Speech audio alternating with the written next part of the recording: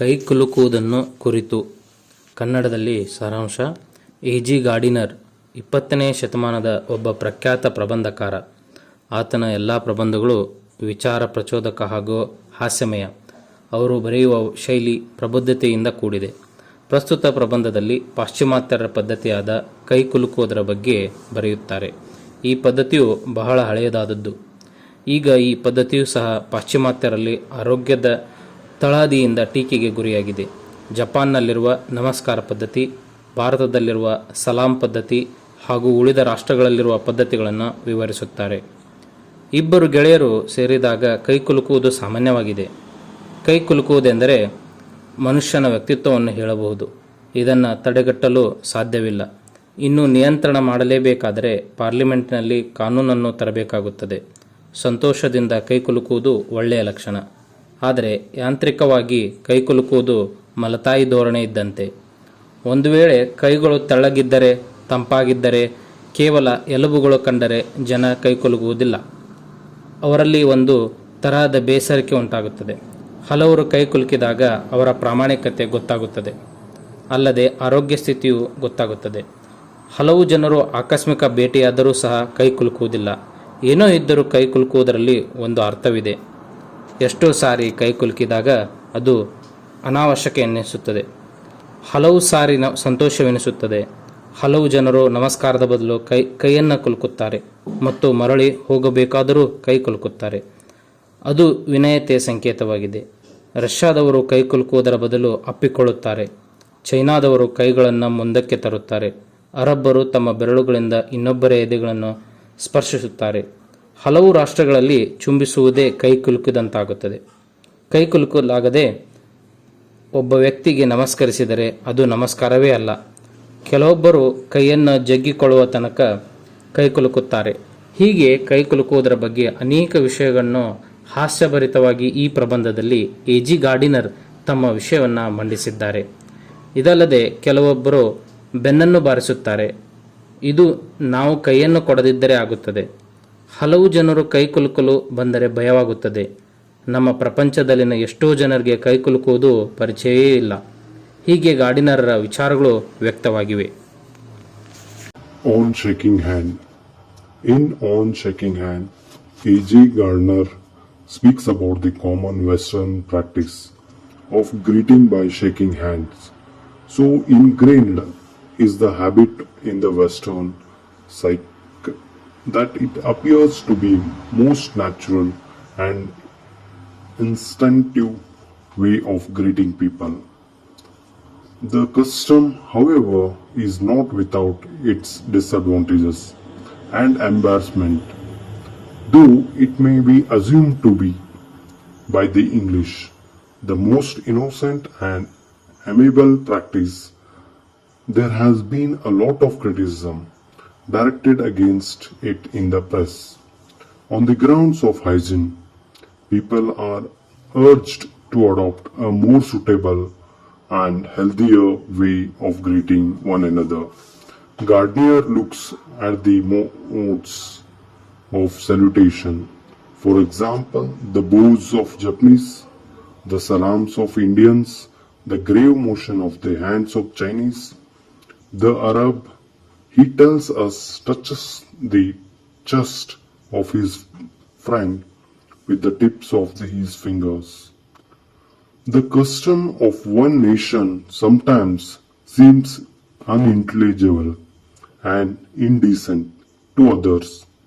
For example, the Western habit of kissing has exclusive sexual significance to the Japanese. The habit, though, has become more restrained today than it was in England. The austere taste of the British are, on the other hand, often by the contemptuous habit of masculine kissing, which specially belongs to Russians. The author feels that Englishmen can never be argued out of shake hands with each other. Not the shaking hand would be like denying our hands their natural office or job. It would be like a bond without the seal. The author speaks about the many disadvantages that the custom of shaking hands as it appears coarse and bucolic to other cultures. There is no pleasure when one has to shake warm, calming, listless, flaccid, bony, or energetic hands. Shaking cold, dank hands would call to mind the loathsome touch of Dickney's Ure heap hands that brings up a vision of grinning, frowning figure before the eyes.